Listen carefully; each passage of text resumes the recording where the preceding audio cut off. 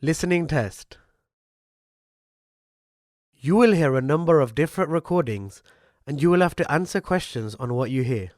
You will have time to read the instructions and questions and you will be given time to check your work. All the recordings will be played once only. The test is in 4 parts. Now turn to part 1. You'll hear a conversation between a car insurance agent and customer. First, you have some time to look at questions 1 to 6.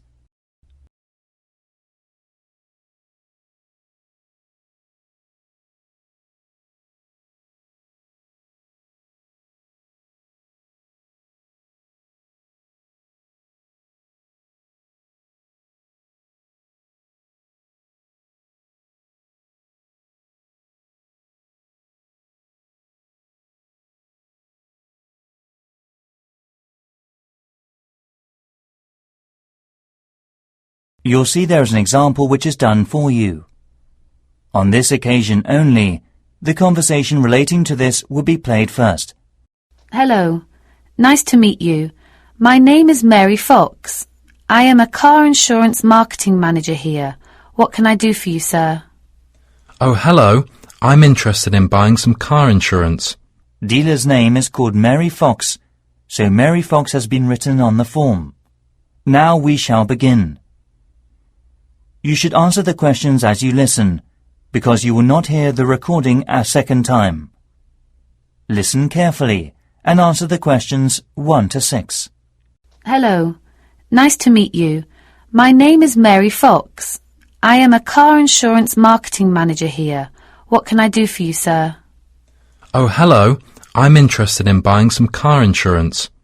Great. I'll show you a brochure then. What's your name, sir? Tom Jones. Just call me Tom. Easy to remember, isn't it? And your current address in the UK, Tom?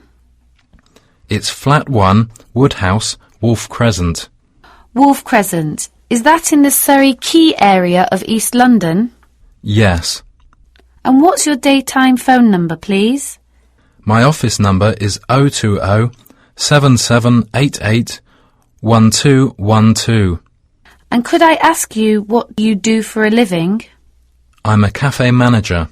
OK. So can you tell me the engine size of your car, please, Tom? It has a 2.0 litre engine. Thank you. And the model name? It's a Humax Dalton. Could you spell the model name, please? Yes. DALTTON. Oh, yes. Thanks. And when was it launched? It would have been in 2000, I think. Lovely. Right. I presume you've had a previous insurer recently? Yes. Right. We need to know the name of the car insurance company you were with before. Certainly. It was North Pole Safe. Thank you. And have you made any insurance claims within the last 3 years? Yes, 3 cases in 2005. And what was your problem? It was a broken window. That's fine, Mr. Jones. Everything sounds fine so far. Before you hear the rest of the conversation, you have some time to look at the questions 7 to 10.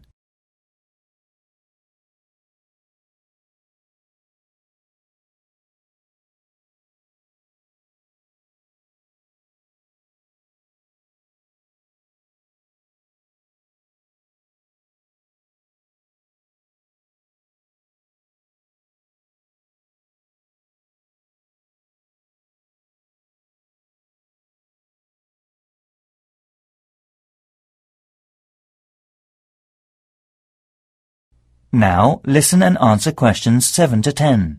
And will you include any other drivers on the insurance? Yes, just one woman. And her name? Jenny Orion. Could you spell her full name, please? Jenny Orion. That's JENNYORION.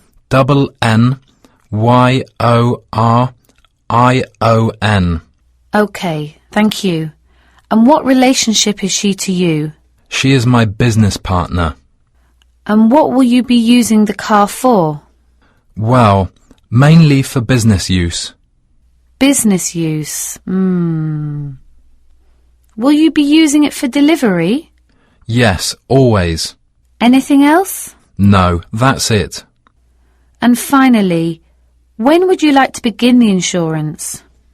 I need it from the 1st of February. Right. Could I check the tick box on the computer now? Yes, go ahead.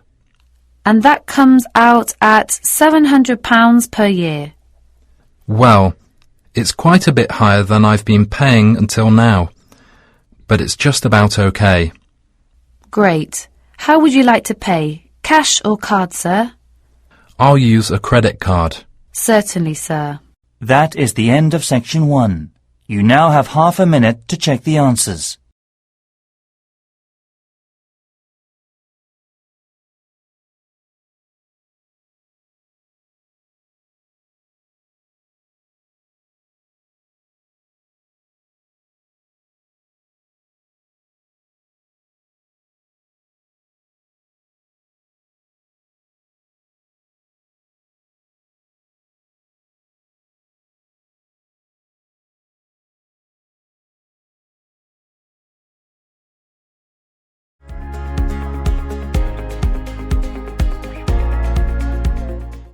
Part 2.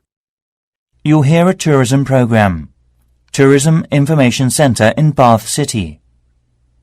First, you have some time to look at questions 11 to 17.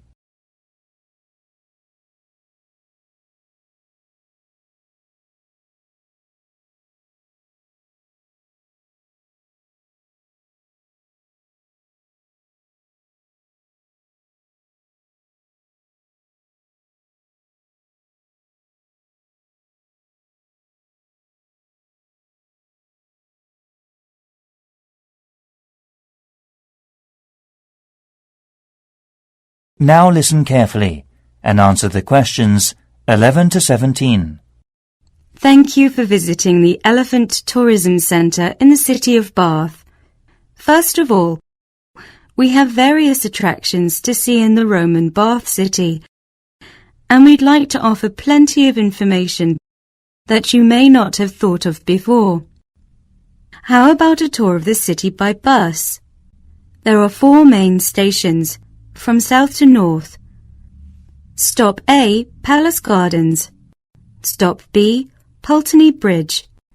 Stop C, Royal Crescent, and Stop D, Queen Square. You can visit the main booking office at Stop A. The first tour bus leaves at 9 a.m. and the last one at 6 p.m. There are also many good attractions you can see along the street. At Stop A, if you have a break, you can visit the beautiful garden of the Middle Ages. It is like Rome. It's very close to the ticket box. You can also enjoy a concert in the centre of the garden. Stop B. Why don't you visit the Riverside restaurant with its landscape across the path? It is a place where you can sit and enjoy the spectacular views over the old hockey playground and ballrooms outside of the old buildings of the city. Stop C is the Royal Crescent, built between 1767 and 1774. It is a residential road of 30 houses, laid out in a crescent in the city of Bath, England. It was designed by the architect John Wood.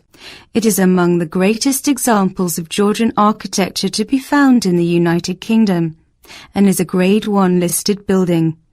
Further along at Stop D, Queen Square. The most exciting place to visit is the Roman baths, used for the buildings housing their public baths. After sightseeing, you can visit the Team Bath Spa, but you have to pay for that by the hour. Before you hear the rest of the program, you have some time to look at the questions 18 to 20.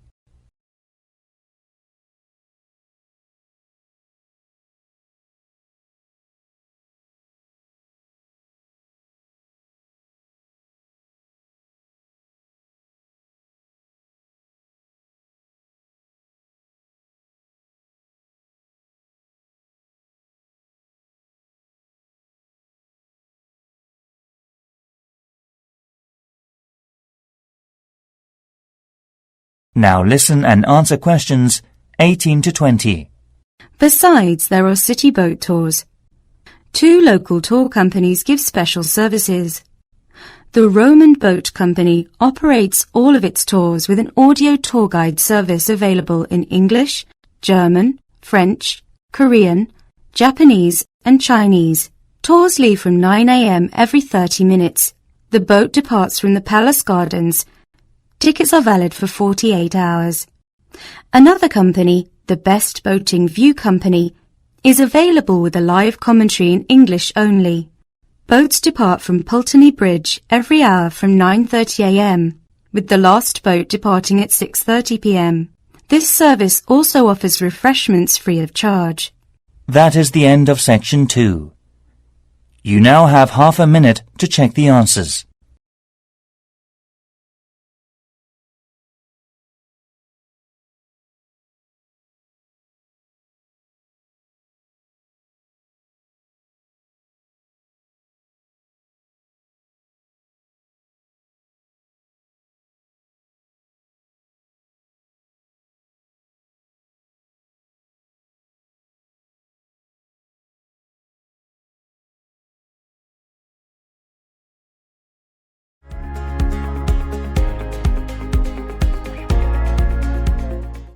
Part 3. In this section, you will hear a discussion between a male interviewer and a woman who is the manager of a major bookstore. First, look at questions 21 to 24.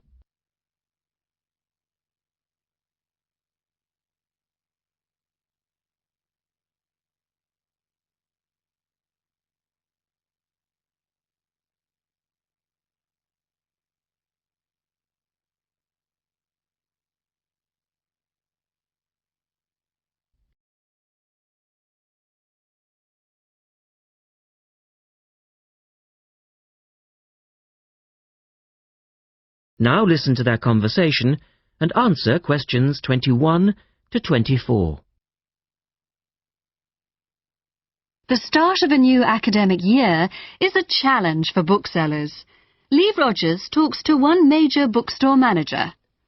Jenny Farrow, you're the manager of Dalton Books, and you sell an awful lot of books to students, don't you? Yes, we do. How do you manage to make sure that you're going to have the books students need when all the new courses begin? Basically, we make preparations long before they arrive. Like all other major book retailers, we have a database of information, and using that, we contact course conveners in May and ask them to send us their book lists. How many books are we talking about? For one course? Yes, as an example. An average course requires about 30 books. We ask lecturers to indicate whether a book is what we call essential reading. You know, the students simply have to get it, or whether it's what they would term recommended reading, or whether it's just a supplementary text that they tend to refer to as background reading. What about predicted buyers? It's not a perfect system, unfortunately. If a lecturer tells us that he expects us to sell 100 copies of a book, we know that we could actually sell anything from 50 to 150. That's why in practice, when it comes to ordering, it's a lot safer to go by the previous year's sales figures, if that's possible, of course, if we've sold the book before.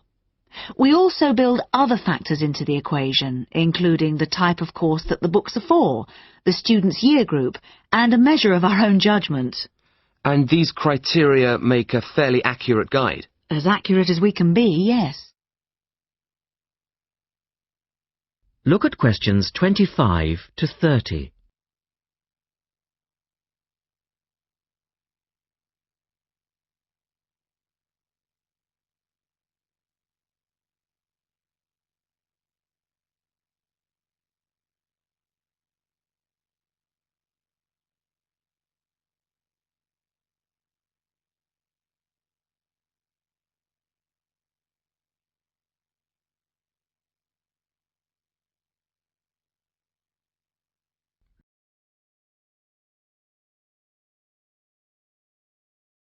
Listen carefully and answer questions 25 to 30.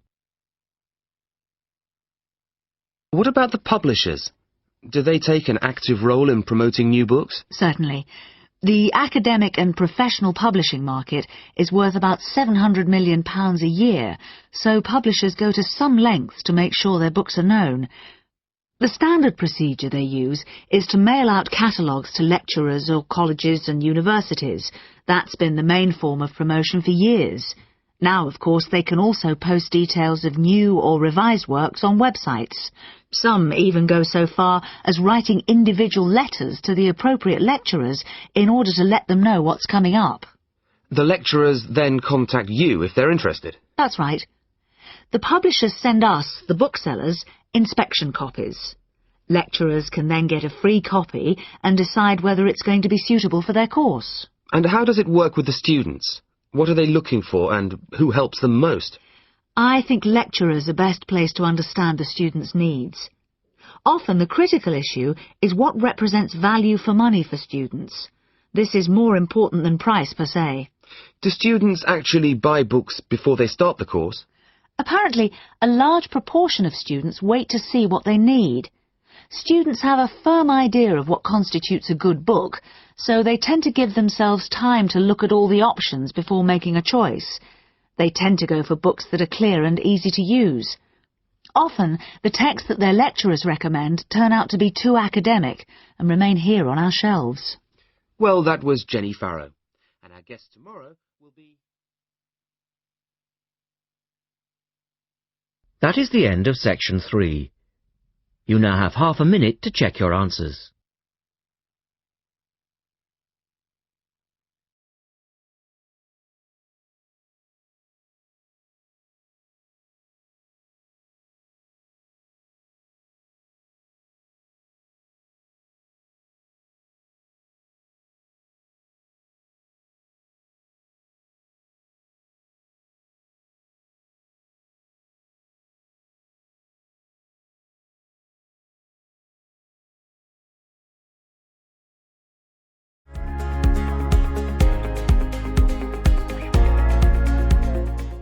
Part 4.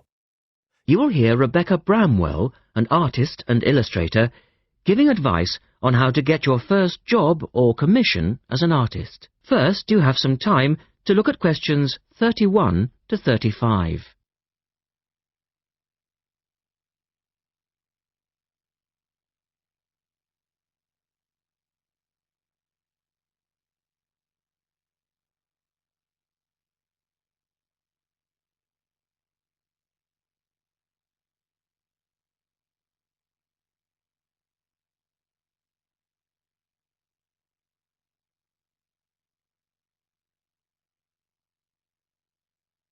Now listen carefully and answer questions 31 to 35.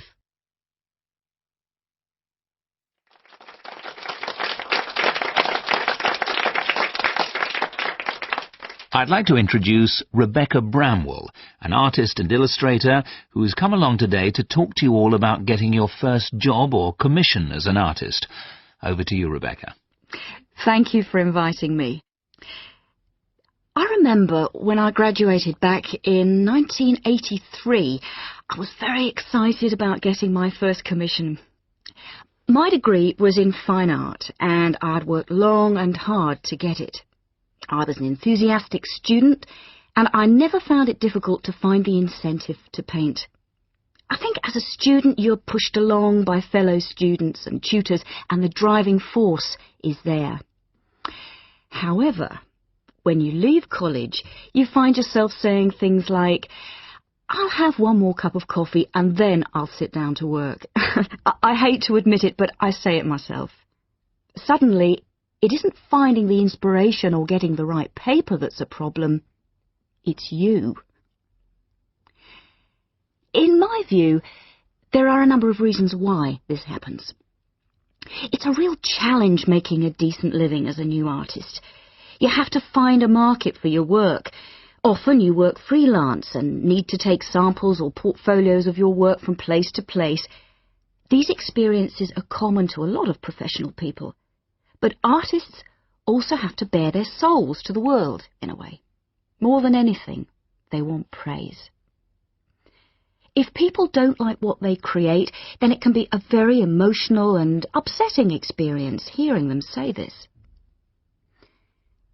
I began to realise that these problems were preventing me from having a career in art, and so I decided to experiment. I was a painter, but I started to dabble in illustration, drawing pictures for books, cards, and this offered me the opportunity to become more emotionally detached from my work. I was no longer producing images from the heart, but developing images for a specified subject, taking a more practical approach. I began to develop a collection of my illustrations, which I put into a portfolio and started to carry around with me to show prospective clients and employers. But it was still tricky because publishers, for example, want to know that your drawings will reproduce well in a book. But without having had any work published, it's hard to prove this. Having a wonderful portfolio or a collection of original artwork is, of course, a first step. But what most potential clients would like to see is printed artwork, and without this evidence, they tend to hold back still when it comes to offering a contract. Look at questions 36 to 40.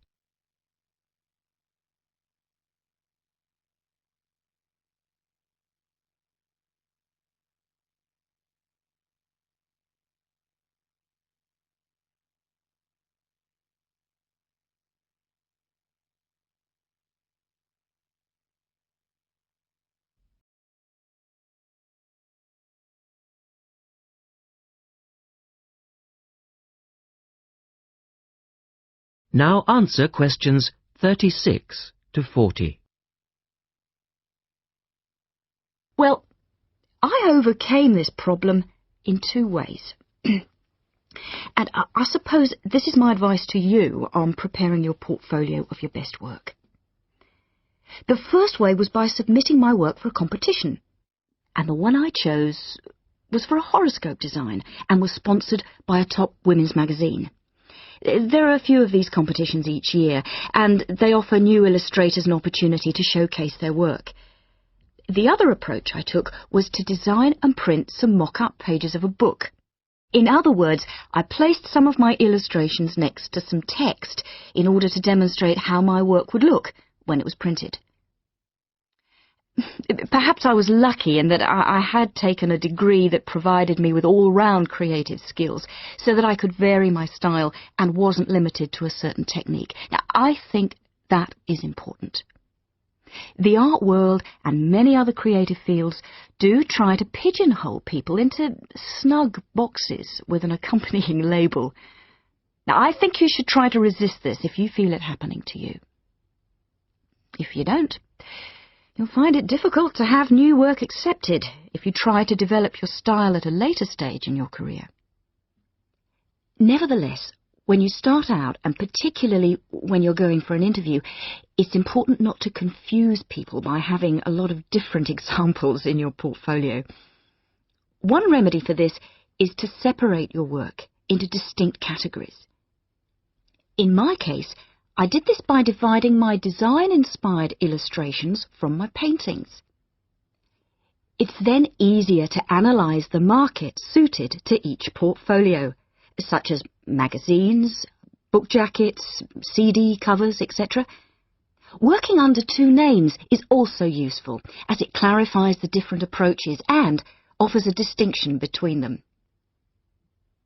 I think it's been hard for artists to be recognised in anything other than the pigeonholes that they've been placed in. Luckily, these barriers are slowly being demolished. So I really do wish you all... That is the end of Part 4. You now have 30 seconds to check your answers to Part 4.